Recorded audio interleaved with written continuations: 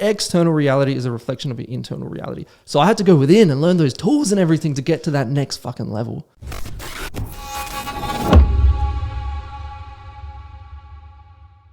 Dude, Eric, you literally had these people shut off your Amazon stores for 2 weeks and hack all of your accounts, bro. What the hell happened?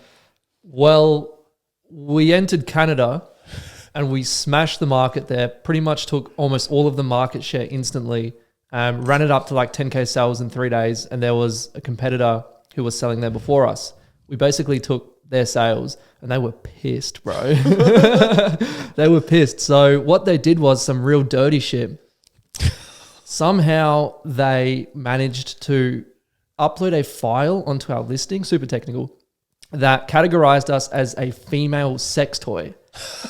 And now we didn't know this, but basically what happened, because we're selling in Australia, USA, and Canada at the same time. You're doing ice baths, not sex toys. Yes, exactly. We're selling ice baths, not sex toys, nothing even close to a fucking sex toy, right?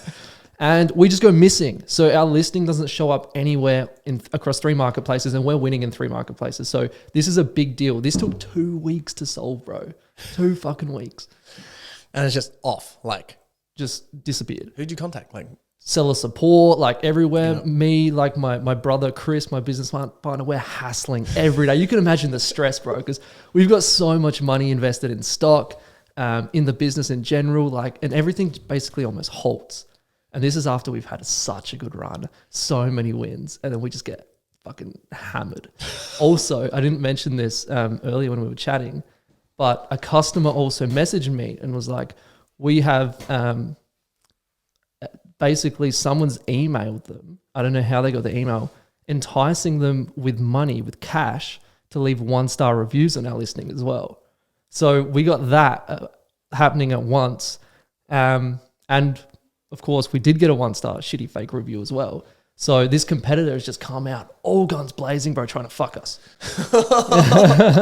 Just like the business world's out there. It's like, you guys are going to war. Yeah, it's bro. Crazy out here. Yeah. Especially when like big numbers start running, because you guys did what? Like $500,000 in 3.5 months. Yeah.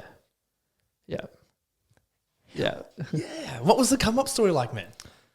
The come up story, like the recent come up story, or like where do I begin? Let's start at the come up story, because we're on the topic of like the business wins and getting there. So the come up story of yous with your Amazon store getting from like 0, getting up to smashing $500,000 in like 3.5 months. Yeah, which is crazy. And then I want to talk more about you. Okay, so at the beginning of this year, well, actually in December last year, like.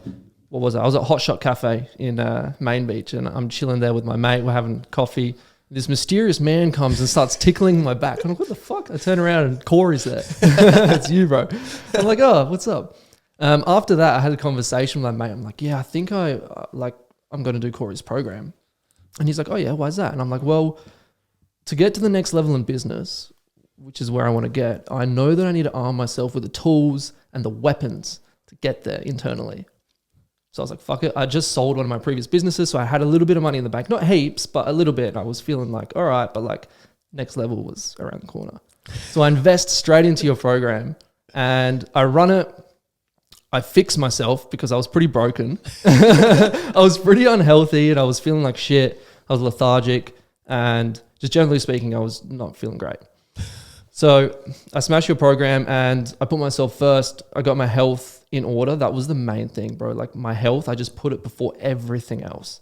And all of a sudden, I'm sitting around at my mum's place in Adelaide one day. I started boxing and I'm like, bro, I'm fucking sore. Like I'm in bed. I'm like mangled from all this boxing, dude. And I'm like, fuck, I need like an ice bath. I need one so badly. So I jump onto amazon.com.au and I write in ice bath. I'm like, yeah, I need one of these. And I'm on the website and bro, no one's doing a good job selling ice baths. Like, I mean, like no one. Like there were a few there, but they were like Chinese, like writing all over them. They were like blue. They had like a female in the ice bath with like spa water. So their marketing was horrible. And instantly I was like, whoa, all right, what are the numbers here? Boom, they're doing 10K a month in Australia.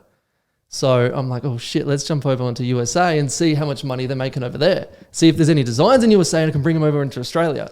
So I do that, and USA, nothing, just open market, and so much demand. There are already products there because there's like a software you can check. They're doing like 100K a month. So I'm like, holy fuck, bro, I jumped out of bed. I'm doing this now, today, not waiting. Boom, reaching out to suppliers, boom, boom. 6 months later, I have them sent to Australia and USA. And it was like, then I temporarily ran out of stock. I got to 100K basically in like 30 days. And after a few months, I've done like over half a mil, like 600K now. Dude, like, how did that make you feel? Amazing, really proud. But at the same time, I'm like, oh, I want more. I want more. Yeah, because you're like working with a team and Yeah. and everything else. So obviously, there's like stress and pressures of like, all right, we've got to do these things, get the thing sorted, and like running an Amazon business. I'm not sure if anyone's listening to like this and knows what it's like, but what for you, what is like running an Amazon business even like? Because I was mentioning you beforehand, like before I started, like Set the Standard and like the men's group coaching, like I literally had an Amazon business good to go. And like I launched it for a minute and then I was like, I can't even bother following this up because I'm chasing this other thing, because that for me was money, not for purpose. And what I do now is purpose, not money. And I was like, really interesting how that all showed up. So I know a little bit about it, but for you, like as the expert, like what does it look like? Well, it looks like you've got like an offering on the platform. So customers go onto the website and they can buy your product. Pretty simple. But in terms of like running the business, you have to manage your stock really well, because the main thing with these businesses is that if you run out of stock, not only are customers not buying your stuff, you lose like your ranking on Amazon as well. And then you have to pay more money for like these ads and stuff. So it's tons of like managing stock, managing like running ads on Amazon. You don't have to do it, but I mean, it's super beneficial. And putting out a lot of fires. Like we said before with the sex toy thing, like bro, like Amazon USA is the most competitive market on like e-com in the world. Like it is the big dogs. It is fucking warfare, bro. So like we are putting out fires, and I've got myself, I've got my brother Chris, we've got a virtual assistant, and now we're also getting like a US account manager. So we're expanding this team out like aggressively to manage everything, putting out fires, making sure everything's going swiftly, our ad budget's not blown out the roof. We're getting good prices from the supplier. We're getting good shipping costs. We're not over ordering. We're not ordering too little units. We're getting units in on time. We're not running out of stock. Like all this stuff, bro, just like managing. Crazy though, because it also gives you freedom as well. Yes. I've complete freedom. Like on Friday, I'm going to Vietnam for a week, and then I'm going to Europe for a few months and stuff. And I'll be doing the exact same thing, managing my business there as I am here. So complete freedom, which I'm super blessed and grateful for, by the way. Yeah, you're so excited and so stoked for that. Bro, it's been a long time coming. I've planned this trip in 2017 when I first got into Amazon. It was only purely a vehicle for freedom. And yeah, I've delayed the It's like 7 years you've been hustling. hustle. So just to put it out there, because people like probably listening at the start of this are being like, yo, like, holy shit, that was quick. Yeah. But just to put in like the background is like, that's 7 years 7 years. for that moment to come in. 7 years for that moment. It was like, and like I had a few like mildly successful Amazon businesses, but this one's just fucking going to the next level, because it's the compound of all of that experience and all of the skills and all of the like trials and tribulations I went through over that time of running the brands. Like all of that just led to this. And like I was saying earlier, I knew intrinsically I just needed that little bit more internally, because I'm very aware that your internal, who you are is, rather, should I frame it, your external reality is just a reflection of your internal reality. Your external reality is a reflection of your internal reality. So I had to go within and learn those tools and everything to get to that next fucking level. Dude, what were some of the tools? What were some of like the reflections that you had about yourself? If you have to swallow like a bit of truth or something that, because you know, it's not always sunshine and rainbows, learning all the stuff. Because when you got to go in, it's like you're facing shit about yourself that you don't want to see. Like you're like, oh god damn it! Like I had to face it recently with my back sore. I'm like, oh, I've had to face that I sat down too much, and it's just been like, god damn it! And here we are standing. And here we are standing on the podcast. Here we are, baby. So like, yeah, for you, what were some of those things that you learned? The main thing was like health. health is real wealth. Like I got caught in that, like, oh, I need money, and I started drinking energy drinks. I started staying up late. Oh, bro, it was Walk me through one of the most hectic like weekends or nights of you hustling of what it looked like. Dude, like the most unhealthy. I want to know what that looked like. There was a month. What year was it? Last year, right before like I got into your program. That's the peak of like the dirtiness. It was like a month where my sleeping pattern was completely reversed. So I was waking up at about 6-7 p.m. and staying up all night, myself and my business partner, till like fucking, what was it, like 6 or 7, 8, sometimes 9 in the morning. So we were just working at night, sleeping during the day, and at night we were just drinking, like I was drinking Red Bulls, Shines, and eating pies from like the smart literally like up the road right here. Yeah, God. We're eating pies and drinking energy drinks, and like, oh, I never felt worse, dude. That was like a period of like, a week we did that, and then that's hell, man. Yeah. Wow, that's like that is like putting yourself through legitimate hell. Yeah, it was, and it was super painful. I remember one of the nights, it just got so tough, and I was like, bro, like we've got this work to do, but I need time to myself. Like, and I went down to the beach and I like meditated and I like breathed. I like became super self-aware. But yeah, it was a tough ass period, bro. Like a week of just doing like in night shifts like that. Like it's crazy because people in the mines like work that, which is nuts. But when you realize that it is backed up with energy drinks and pies and the rest of it, because my housemate, he does FIFO, and his is a little bit different because he's got the right sleep supplements. He's got everything. He's got like blue light blockers and uses all the stuff. So when like he still gets like a decent amount of like sleep to transition out, but that is just, it make you feel like, did you hallucinate or anything with your dreams, like whack ass and shit? I didn't hallucinate, but I was certainly depressed. Yeah. Like I just felt low, just like low energy as well. Like obviously I'm feeding myself pies. Like what's the micronutrients in a pie, dude? Like, yeah, no, right. Not a lot. Yeah. And then how did you start, like what was the motivation to get you like starting to prioritize it and shift it around? And what were the tools that you used that were just like, I feel like I'm on fire now? Because you right now, bro, glowing. Yeah, thank you. And I feel that way. Like, dude, my energy is incredible. And like I said, like after doing your program and stuff, like the biggest takeaway I actually got was there's one particular module and it's on like tracking your micronutrients for a week. And there's like an app I use and everything. And I was like, holy fuck, like I'm low in magnesium, like so low in magnesium, low in zinc, low in vitamin D, low in this, low in this. I'm like, no wonder I feel tired, bro. Like my body doesn't have anything in it. So what I got actually then super obsessed with optimizing and biohacking. So I went and got a blood test. So then I knew all my levels and stuff. And then I was like, oh shit, like testosterone's pretty important. I've got like pretty low testosterone. Maybe I should fucking work on that naturally. So I started, making sure my vitamin D was optimized. Magnesium was optimized. My zinc, like everything. I started eating properly. I started sleeping well. I blacked out my room. I made sure everything was quiet. I got at least 9 hours in bed every single night. And I still do that right now. In the morning, I'd wake up and rather than just having like fucking coffee or getting into it, I'd go outside. I would ground my feet into the earth. I would breathe. I would stretch. I would meditate. I visualize. I'm huge on like visualization and like law of attraction and attracting like frequency stuff. Like I just got into the stuff. I already knew all of this stuff too. You know what I mean? Like it's already intrinsically there, and I just like decided to actually do the stuff that I knew I had to already do. Yeah, I find you got to find something that turns a tap on. Yeah. And it's like when the tap starts going, it just pause.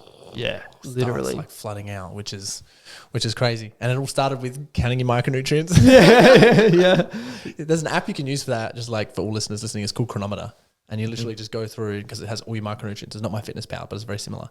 And it goes through and you see all your micronutrients and you just look at like everything that's low. And there's Bruce Ames did a study on this, and it was called Triage Theory, just like out of memory for it. I just want to share, everyone who's listening to if they want to try it. Triage Theory, Bruce Ames, your body needs the nutrients to combat stress. And when you don't have the nutrients for your stress, it adds on more stress into your body, and your body can't deal with anything. So that's why there's one really powerful tool for some people, if it's a thing, can switch over everything else. 100%. Crazy that happened for you. Because there's like different things in the program that have landed for different people. Yeah. And that for me, when I was doing this, I was like, look, and I'll say it quite simply. Some people be like, oh, dude, I'm trying to manage my energy. I think I'm like, get a chronometer, track your micronutrients for a week, all your problems will be solved. Never do it. Yeah. Until they come into the program, they Yeah. actually do it. And then like you were like, yep, did that. And I was fucking on. Yeah. Love it. And with the program, it was that. And then there was also another module where we went through and we had to list out a bunch of scenarios where we felt a certain way, right? And I noticed that a predominant thought or a predominant feeling that I felt over years with certain stuff that had happened was like shame and guilt. And so... Was that the integrate? Yeah, it was the integrate, yeah. So what I realized was that I had been holding on to a lot of shame and guilt for so long as well, like all sorts of shit that happened in the past, right? And that was super powerful for me. It was profound because then it highlighted something that I needed to work on. So you have like, okay, now there's this thing. I know that's holding me back. How do I solve it? You know what I mean? So like, and then I let go. Because I knew what it was and I let go. So that was super fucking powerful too. Are you allowed to share it? Yeah, shame and guilt. Yeah, what was the shame and guilt about? Yeah, so there was a lot of shame and guilt around like my father leaving at a young age. So I was left with like my single mom and stuff like that. And like, you know, abandonment too. But then later, when I was a young hooligan, I crashed my car drink driving. I got kicked out of university. I smoked tons of weed and all sorts of stuff like that. And I felt super guilty because I had this single mom who came from Poland and from communism, did everything for me, and I felt like I was letting her down. So that guilt was so overwhelming and painful. Now look at me. Look at me now. Yeah, bitch. No, I love that though, because that's like a real good like change around. What has she said? She's extremely proud. Yeah. She's extremely proud. And yeah, like my mom and I have like, she's like my best friend, like hands down, like she's the best and she's proud, and I call her every day and we chat every day. I was just staying with her in Adelaide. Like, she's happy with her son. That must feel so good though. It feels incredible. But I'm also like, man, I got to buy mum a car. I got to buy mum a house. I'm just getting started, baby. I got shit to do. Whoa. I like that, man. So what's next? What's next? Scale this business to the moon. Is he just going to open that in all markets, like Japan, Asia, all the rest of the stuff, or? Currently, I'm thinking of maintaining Australia, USA, and Canada because we've got good market share here. Yeah, we want to dominate, and now we're launching a new product in USA. So I just placed a deposit with the supplier 2 nights ago, and I'm pretty confident with the offering we're going to have, and I'm starting to optimize and everything, working on the listing. I love this part of the Amazon business, the creation of the listing and the product, and then showing it to people, and then people buying it and being like, oh fuck, that's cool. Like that gives me so much. Like I love that creation process. So that's what I'm doing right now. We're going to launch this new product and keep it rolling. Probably going to have to expand the team. But ultimately the goal, of course, is with this business, and I believe for any business, is an exit. Yeah. So coming in, seeing what that looks like, create your exit, and then jump out. I love that because obviously then you got like robust, sustainable business is actually worth selling. How do you get creative? Like what's your creative process? So I'm not the type of guy that's like super creative off the dome. Shit just comes to me. I'm like, oh wow, that's so unique and stuff.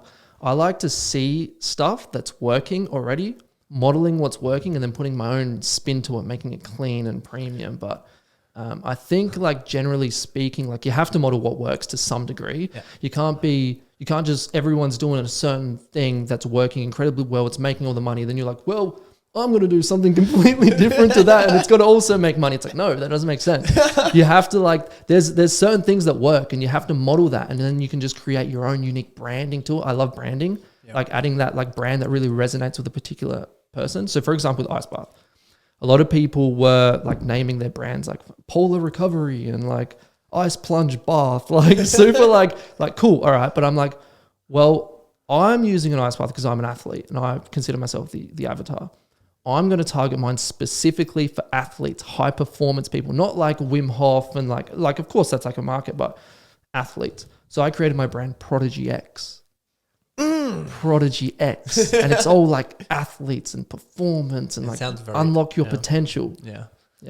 It sounds very athlete as well. Yeah. Like Prodigy with the X there, With the like X. Project A, Prodigy X. Yeah, I love that so much. And then like, so for you, when you're also getting clear on branding, because I think this is really important for people to listen to, like, how do you understand what that is?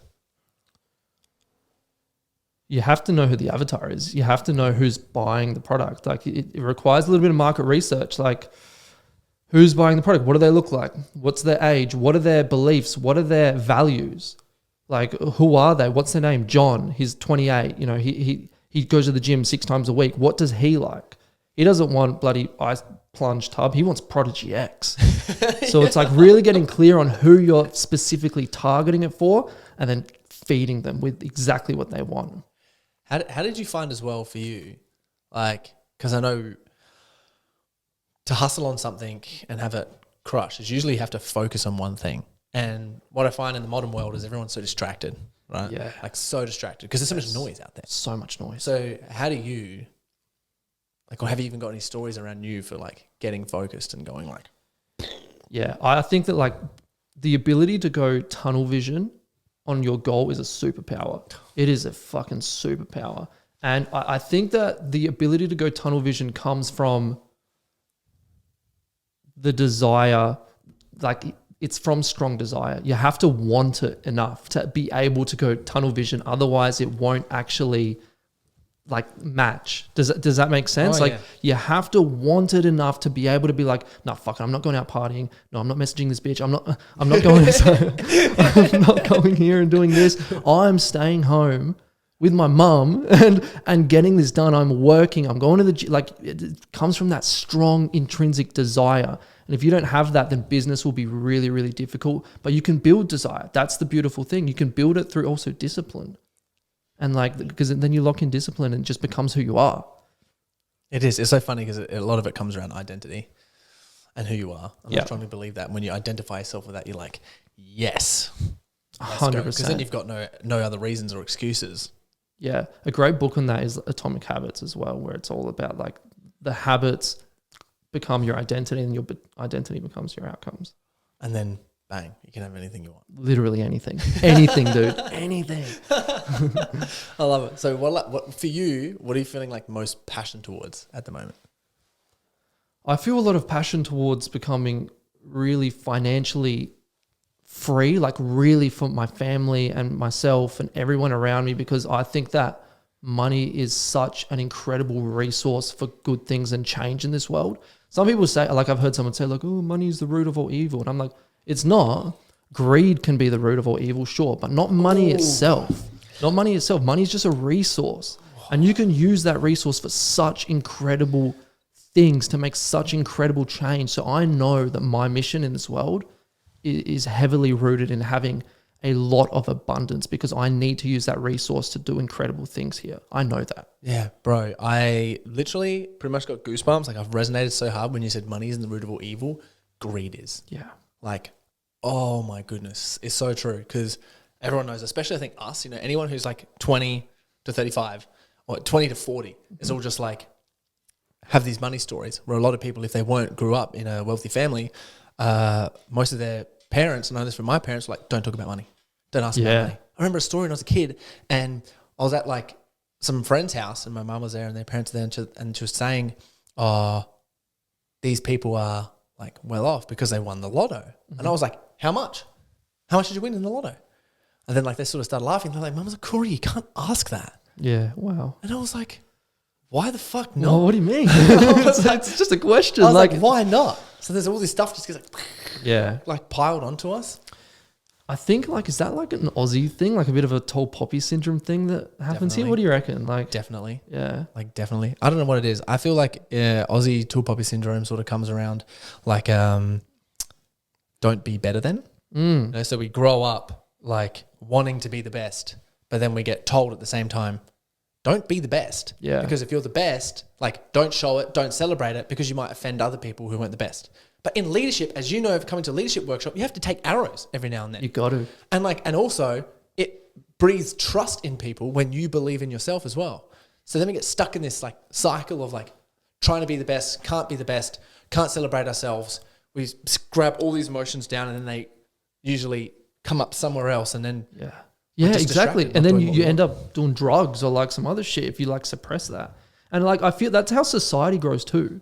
People that want to be exceptional become exceptional, and then it raises the bar, sets the standard. For everyone, literally sets the standard for everyone around. And that's how like there's growth in society and people in general, and that like consciousness increase in the world as well. Like Exactly. And it's like, I can't remember who I listened to. It was one of Aubrey Marcus' podcasts. One of the guys was saying there, he's like, man, I felt like a piece of shit because I wanted some bamboo in my backyard because I wanted to contribute to the world and make sure that I had bamboo and I had like nature in my backyard and had a plant. He's like, but it was just one bamboo plant because that's all we could fit, like whatever it was, because we had all this outside stuff. And then I thought to myself, like, what's even the point of having this? And then he like flipped it around. He was like, no, even if it's one bamboo tree, I'm still like contributing.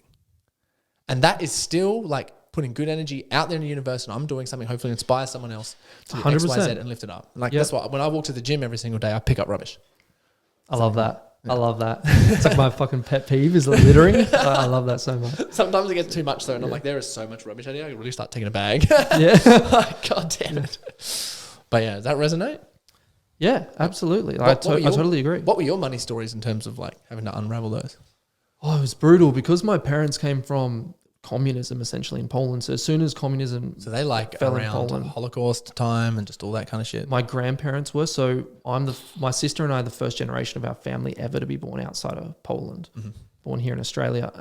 But My yeah, guys are so good looking. bro, we got the same like blonde hair, blue eye. Like, Hitler would have loved us. Yeah. So the money story though, and I still see this with my parents to this day. Like they're so like they view money as being a very scarce resource. And I'm like, Mom, the US government is printing trillions of dollars a week out of thin air. It literally is like a click of a button and infinite money is made. There's infinite money in this world, not scarce amount, infinite money. And I'm like, it's been really tough, but I feel that I was blessed in a way that I personally always had a somewhat healthy money mindset. Like if I think back to money, some of my earliest memories with money, I was like walking to the service station and I'd be like, ooh, $2 on the ground. Yeah, I'm gonna pick that up. And I'll be like walking in the shop. These are literally my first memories of money. I was walking in the shops and I'm like, oh fuck, $50 note. Sick. Like, so I've personally had a really good relationship with money. I always have. I've always treated money, okay, not always with respect. Sometimes I've definitely done some dumb shit with money, but like I've always loved money, and I've always, but in a healthy way, not in a greedy way, where I'm like, yeah, it's a good thing. Obviously, like, wow, it can make life so much easier because I saw the stress that my parents had around money, and they would always argue about money. Every time there was an argument, it'd be around money. It was around scarcity, and it was super painful. And that was one of the reasons ultimately my parents divorced, because there was an issue with money. Oh, this person took some money, like. And I'm like, ugh. So that's why I also have this intrinsic desire to be like, I want to make so much fucking money. So that is just not an issue. This is non-existent.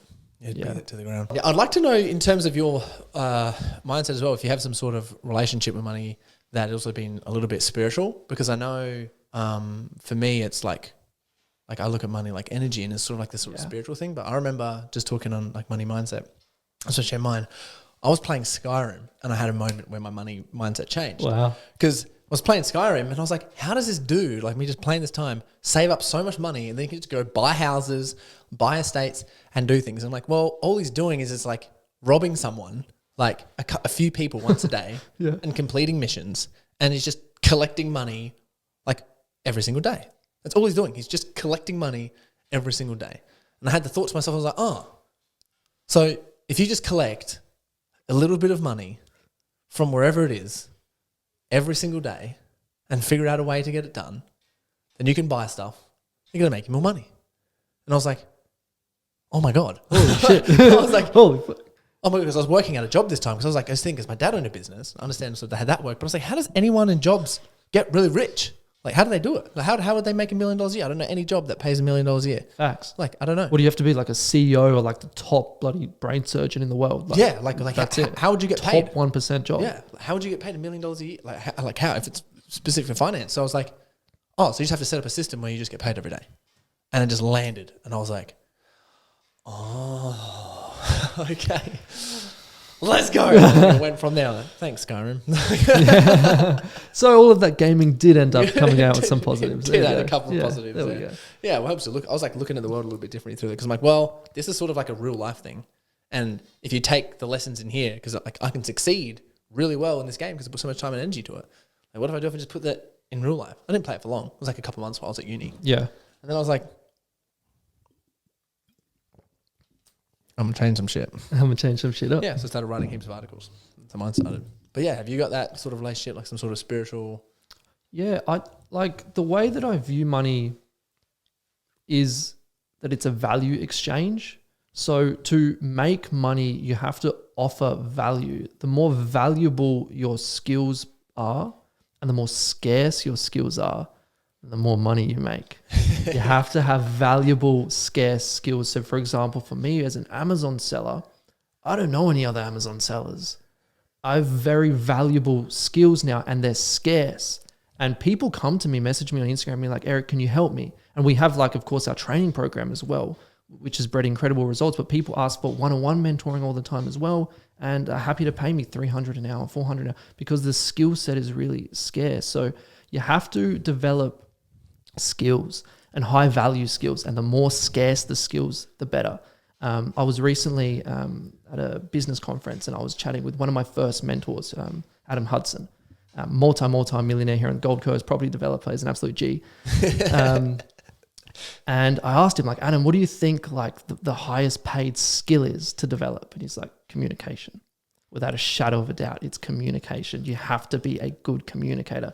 You have to be able to speak to people. You have to be able to portray your vision to people, with employees, with team members, like communication. So if someone's listening to this and they want to know where to start, I would suggest to get into sales and get into communication off the bat to develop that skill because it's the highest paid skill. So crazy. And it's so crazy. There's so many different levels. Oh, Like obviously coming to like a leadership skills are completely different. Like, oh yeah. Because that's like a lot of emotional shit. Oh yeah. Yeah, I know. It's so easy to be like emotional when you're being a leader, like being like you're in a pissed off state. I saw you share this on Instagram, and it was Simon Beard, the owner of Culture Kings, and it was about decision making in emotional states. So it's like you make a decision in an angry state, your decision's probably not going to be the best, right? Like you make it in like a calm state, you're probably going to make the right decision. And that's so true. Like you can so easily get caught up in your emotions as well when you're making decisions as a leader. So that's so important. Yeah, it's awesome. And you can take arousal into that as well. I remember learning this at like PE. So I'm talking about like the arousal of a golfer. Like if you're really hyped up playing golf, like, oh, yeah, like probably not going to do that good. Yeah. But if you're an Olympic athlete, to get something up, you got to be focused. Oh, Yeah, fucking power lifter. Let's go. Let's go. Like, so push it up. Like you want a high arousal level because so like adrenaline's pumping so you can like lift something heavy than you haven't done before. The same thing comes with, I think, making decisions emotionally as well. Because even if you're making, let's say, if it's a business decision and it's out of passion or out of energy, something positive, like, oh, I can't wait to do this thing. This is going to be the best. Yeah. And then sometimes you get too excited because this is me all over. I'll do this and then I make some decisions. I'm like, I made mess. That's a mess there. Get the brooms out. We're gonna start cleaning. Yeah. Oh God, guys. I got a team to back me up. So Yeah, that's what exactly. That's why the team's there. They got my help. back. Come on, sorry guys. My bad. Yeah, literally. So I find that like really interesting. And have you got any stories around any decisions or anything that you've made in the past over many years, like while you've been working and hustling, that have really helped you? 'Cause you're smiling a little bit. So I'm thinking of one. Like, I don't know. I have to go into the memory bank and like for sure. I can't think of anything off the dome. A decision where, I mean, I've made so many good and bad decisions. A bad decision that I've made is, And why was it? Why did you make? Why did it as well? Because I want to hear the decision. Then want to know like what sort of state you were in when you made that decision. yeah. It's a great question. The bad decision was having shiny object syndrome.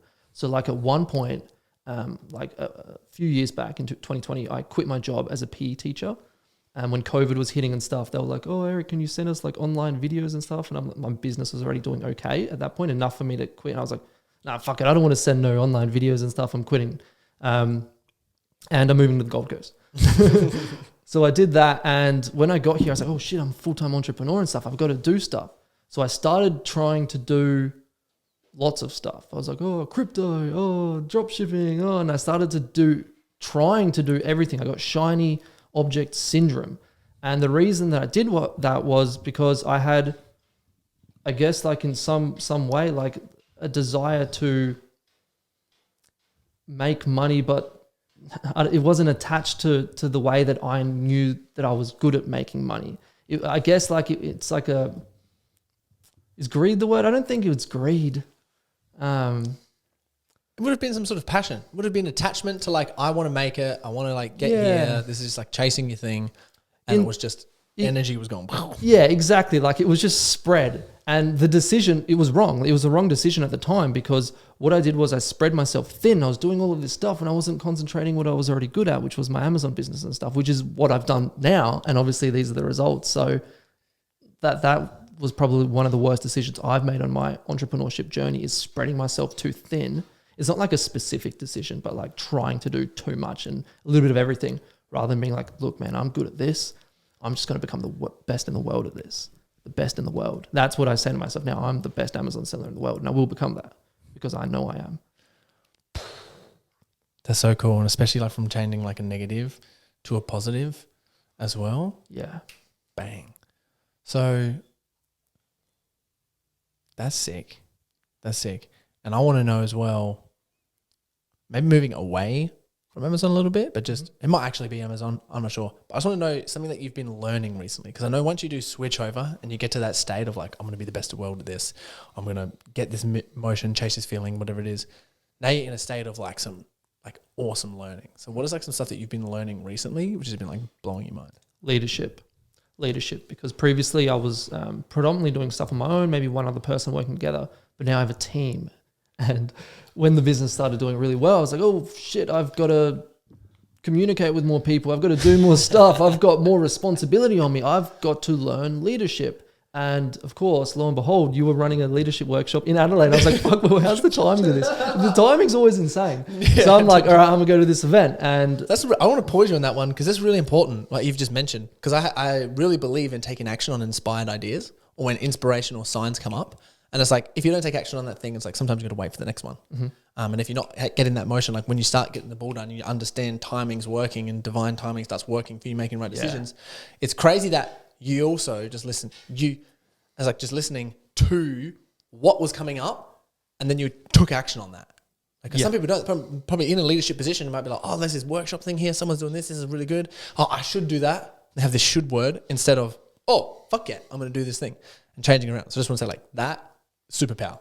100%. Totally agree. Action taking, just quickly, swiftly, being like, got to do it. Just let's fucking do it. Yeah. Yeah. Okay, sorry, I had to say that because that was so important. 100%. 100%. And the leadership event taught me the skills. Man, there was that thing with the role play we had to do. Space jump? Yeah, space jump. I love space jump, bro. Awesome. Yeah. And I literally acted out like a specific scenario that I was taking over into my business. And what I learned was to connect before going straight into like, hey, can you do this? Can you, connect. Hey, like just letting you know I love you. Like you're such an appreciated, important member of the team. Connecting first and then getting into, some of the itty gritty stuff and that was one of my most profound takeaways. And leadership is now the skill that I'm most focusing on, as I know that that's the skill most relevant to where I'm at right now. Yeah, it's crazy because you can spend all the time like on a computer sorting things out, getting creative, loving it, setting up systems that start generate stuff. But people are different. Yeah. Because they're not they're not keys on a keyboard. Yeah. They're like emotional beings. There's emotion. There's emotion. So you have to deal with so much emotion. It's like, how can I do this in here and like go in a way that's like really going to work? So yeah, I'm so happy. Did that conversation go well? The role play one? Incredibly well. All exactly how it was role played basically to the T. To the T. That is so cool. Tell me the story. I want to know the story. To the T. That's insane, dude. So we had some issues, and I was running the business on my own. I scaled it to a good number on my own, but like it was tough because then all this responsibility fell on me, and I'm like, oh shit, I've got to do all this stuff, and it's incredibly difficult. I need my brother Chris to help me. Chris is a G. I know he's had his own little Amazon businesses that we'd kind of worked on together, but now it was time to take him to the next level. I'm like. And I needed to have the conversation with him to ask for help. Now, me being the man that I am, I like to do things on my own because I don't like asking to help. Maybe it's out of some sort of like fear of being vulnerable or something like that.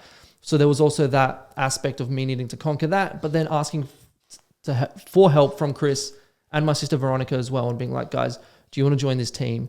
Do you want equity in the business? Here are the roles, all of that stuff. And I also had these virtual assistants and and I had the conversations with Veronica and Chris. I told them, hey, you guys are my family. There's no one else I would rather have in this business than you guys. I need help. Can you help me? And it went incredibly well. And now we had that issue with getting changed to the sex toy stuff. Like, if it was just me dealing with that, man, bro, it would have been it would have been tough. But you know, I've got me and Chris and Veronica. We're all like, yeah, let's fucking solve this. Like, we're a team. Like, so incredible. So the guys just been literally smashing it, and they've been crushing it, and they've been like super motivated and inspired. Yeah, they love it. Yeah. Our team's solid. I'm so grateful because I've got the best team. Dude, that is so sick. I'm so proud of you, man. Well, for people who are like listening as well, like, what are some words of encouragement or advice that you would give them? Because some people might be listening to this now and be like, man, I've wanted to start an Amazon business. I've wanted to start an online business. I've wanted to start some sort of coaching or whatever it is business. Like, what advice would you give to them to get started and scale? Invest in yourself. You have to invest in yourself. Like, it's mandatory. It's a prerequisite to success. Like, literally, if you don't invest in yourself and you're expecting to become successful, you're wasting your time. You have to pay for mentors. Like, I had an Amazon mentor before I got into Amazon. I have a mindset mentor. I've paid thousands of dollars for other online courses, all sorts of stuff. You have to invest in yourself. That you need to learn. It's like if you go to Africa and you have a guide, if you go to Africa on your own, you don't know where the lions are. You don't know where the hippos are. You don't know where the fucking crocodiles are. You're walking around basically being like, oh, I'm sick, I'm in Africa. But if you have a guide, you can be like, look, over there, look, boom, cheetah. Oh, look, sick over there. Yeah, if we go here at this time, there's some hippos. You need a guide. You need someone who's done the thing that you want to do, and you need them to help you. Like, pay for that service. The ROI is insane. I say this all the time. Mentors have the highest ROI. You need to invest in yourself. Non-negotiable. That's so crazy. It makes it so simple. And if people are sort of thinking as well, they're like, oh, like, well, where do I invest in myself? Like, where do I go to even figure that out? Who should I even invest in? Like, what advice do you give to them? People with receipts. So like, I have this concept called receipt stacking. It's like to be a certain type of person, to be the person that you say that you are, you need receipts as proof. So for example, if you're like, yeah, I'm physically strong, what are your receipts? Or, you know, I bench 100 kilos, I can squat 150. Like, you have proof. If someone's like a business mentor and they need the receipts. It's like, okay, you're a business mentor. What are your receipts? It's like, well, I've sold this business for $1 million. I've made this much money here. This is clear. It's like receipts. So make sure if you want to find a mentor, it's someone that has the receipts and they're actually practicing what they preach. That's so important. Someone that's already done the thing and they can prove it. I love that so much. One thing just to add on to that as well, because that's so insane, which is why it's so funny, because I'm like the worst buyer, right? Which I think that sort of makes me good at selling because I'm like, well, if we were selling to me, this is going to be so difficult. I'm the worst buyer.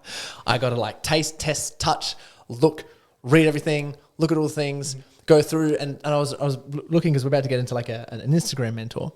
And I was talking to my team because they've sort of taken this on board as well, this thing. And I was like, this person has thousands and thousands of results, and we can see them. There's a page you can go and like you can go and look at all the results. I'm like, how much more proof do they need to give us before receipts stacked before they go on? Like, oh my goodness, it's crazy. There's one thing that as well, like to add on to that, because I think that's a good question, is I remove who I am following regularly, like on social media, like all the time. I do the same. I'm just consistently removing who I'm following. Like bam, bam, bam, bam. Like get rid of, not serving, not posting, not serving, not posting, not serving. You know, relentless with it. I think I'm down to like 200 followers. I'm following like 200 people. Like, but when I get on there, it's like always value, just like like in my face. So I love that. That's a good tip. Exactly. Nice. Like follow people that actually give you value, not just like someone who's just like and I follow the doing some random shit. Yeah. And as you said with the mentors, it's like I follow the right people who I'd like to get mentored by. And then once I'm following them, it's like a month and I'm like, oh, okay, I got to buy one of the things out. Yeah, it's like, okay, it's time. Like it's been fine, like, I've been They've earned it. Yeah, exactly. The value's been pretty good. Like, yeah, the value's been sick. All right, it's time to get on and do something with them. So I think that's another like tip as well. Yeah. Hell yeah. which is sick. Hell yeah. Hell yeah, man. So what else, bro? What else has been going on? What else? You know what? Life is good. Generally speaking, like life is good. And I feel really good momentum in myself. And I know that this year, and for everyone, like this current year that we're in is built off of last year. So thinking about next year is built off of this year. So the actions I'm taking now, I know are preparing me for an even better year next year. So that's what I've been focusing on. I'm like, okay, things are going well, but this is now actually building for next year. Next year's going to be dirty, baby. It's going to be good. How? Why is next year going to be? I'm just going to keep growing and I'm going to keep scaling. I'm doing a bit of travel and stuff this year. And then I'm going to be back here in Gold Coast most likely. And I want to, it's... Let's go hard. It's go time. Yeah. I like travel as well because it can be used as such a good initiation ceremony. Oh, dude. Every time I travel, I feel like clarity. It's like changing environment gives you so much clarity always. Like if you're always at the same desk every single day, day in, day out, everything can just become so stale and so predictable. But then you're traveling and you're working at like this location, another location. All of a sudden, you're like, wow, this idea comes. Everything just seems so open and so fresh and so new. So much inspiration. Yeah. And then on the contrary, it's you do too much of that. You're like, oh, fuck, I need like structure and I need discipline. I need to be like at my desk. So it comes in periods. Yeah. It comes in periods. I think you got to listen to your soul in regards to that, of what happens. It's like, oh, I've really got to go and like do this and let this, so it can come out before like bringing things back in. Yeah. Like, then get routined and structured for what I'm doing. Because that, like, for me, it's like, especially with bodybuilding and being like a fitness pro as well as doing, like the Set the Standard and personal development company, is it's like, well, you have on and off seasons with bodybuilding. So you have one season where it's like super disciplined, and I like using that because I'm up at this time, very specific, and I'm usually do that every day anyway. I'm up at like pretty much the same time every day, but at the same time, right amount of steps, gym at the right time, eating meals at the exact same time, eating the right food, shopping's all routine, everything else. So it's like, cool, I've got this period here to work, this period here to work, this period here to work, this period here to read, this period here to work on myself, this period here to stretch, this period here to connect with my partner, and then this time in the week to socialize. And it's all just like so routinized. Planned. Yeah, it's just so planned. Yeah. By like the 10 minutes, like everything's done. Hectic. Oh, I need to listen to meditation. I've got 10 minutes, go now.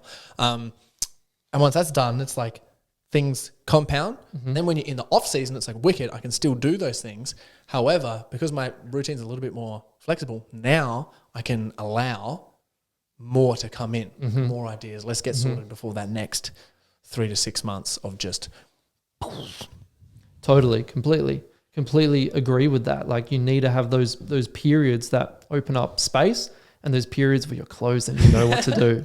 Yeah, have a goal. I think it was, I'm sure I was listening to Tim Ferriss's, one of his things, but I was like, in the future, I want to do like for a couple of years, 6 months on, 6 months off. It's like no work for 6 months, planning, idea storing, like getting really clean and what I want to do for 6 months, and then go hard. Yeah, I've seen a lot of like high level entrepreneurs that do that. They have like a monk mode period. Yeah. Where you're like, I'm doing monk mode for 3 months and I'm doing 3 months of like partying. Now, I don't recommend you go partying and stuff, but like 3 months of like, just like, can kind of like recharge. Because you also need to be able to recharge. But ultimately you should be able to build a life that you don't need like time away from. Yeah, exactly. But yeah. Yeah. And are you looking at creating any new products as well, or are you only just specifically like you just go on ice baths? Yeah, I've got, so with Prodigy X, my vision is I want to build out this whole like kind of like biohacking brand. We currently have like the normal like inflatable ice bath, and we have a new like premium model coming in, which is one where you can like hook up into a chiller and it's like super like strong and sturdy and looks sleek and sexy. And then I want to bring out like some other like therapy products and stuff around this whole like biohacking health conscious brand. That's the plan. Oh, that's so sick. And just building it out on Amazon. Just build it out on Amazon. I'll get the Shopify store cranking as well eventually, because that adds to the exit value and stuff like that, and just have this whole like beautiful, well-rounded brand that I can ultimately pass on to someone and they can be like, oh wow, this is just like so beautiful. Because that I actually view it as art in a way, like it's beautiful. It's a creation. This didn't exist before. Now it exists and it has like a name and it has this stuff, like it's a beautiful thing. And it's tangible. It's tangible. That someone can be like, oh wow, like, oh shit, I can buy this product and now I have it. Like, oh, it's real. This is all real. Yeah. Isn't that crazy just to think like you're in this position where like thousands of people have ice baths in their home and like bettering their health because of you? Literally. Yeah, it's fucking awesome. It's awesome. It's fulfilling. And the reason I like selling these like health conscious and biohack products is because I use them too. It's actually stuff that I use, so I know that they're good. I'm not just selling something from AliExpress, a piece of shit. Like it's actually something that I use for myself, so I know that people are going to enjoy it. So like in living within integrity as well. Yeah, 100%. That's so important. Like I couldn't just sell shit. Some people do. And also like whatever for some people, but like I couldn't do it. Dude, I just want to open up this moment right now for you. Was there anything when you wanted to come onto the podcast today that you wanted to share that you thought would be really beneficial for the listeners to hear? Firstly, I want to share my sincere gratitude for you, Corey. You're an absolute G and a hell of a mentor. Listeners, you need to put money where your mouth is. You got to invest in yourself and you got to get things done. There's no way around it. If you're listening to this and you're not sure what to do with yourself, then just take the next little action. Remember that Rome wasn't built in a day. It was built brick by brick. Just take the next little action and build yourself up. That's how exceptional results happen. Like we said earlier, it took 7 years for me to get here. So brick by brick, bit by bit, just get started. Take that next little action right after this and keep going.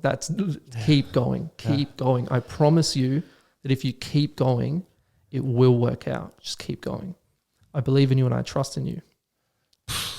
That's so powerful, man. As it is, with good intention in the one direction. Yeah. How could you fail? How could you? Yeah. I mean, perfect example, you right here. 7 years, all the investment, all the hard work, the late nights, the sorting yourself out, getting aligned, living in integrity. So many pies at late night that will never be eaten again. Those times ever again. But dude, I just want to say thank you so much for coming onto the show. Where can people find you, man? You can find me on Instagram at Eric Poniatowski. Obviously, my last name's a little bit long, but Poniatowski. Eric, EIC. And yeah, we can connect there. I post all sorts of stuff around mindset and Amazon. So yeah, feel free to follow me. Sweet. Hell yeah, man. And where can people go to buy like one of your ice baths? Just Prodigy X and Amazon? Is that Amazon. I'm assuming most people Aussie, so amazon.com.au. Literally write in ice bath and you'll see the sexy bestseller there with the bestseller tag, Prodigy X. That's mine. So hell yeah. And we'll put all the links down below, man. Thank you so much for coming on the show, bro. Big love. It's been a pleasure. Thank you.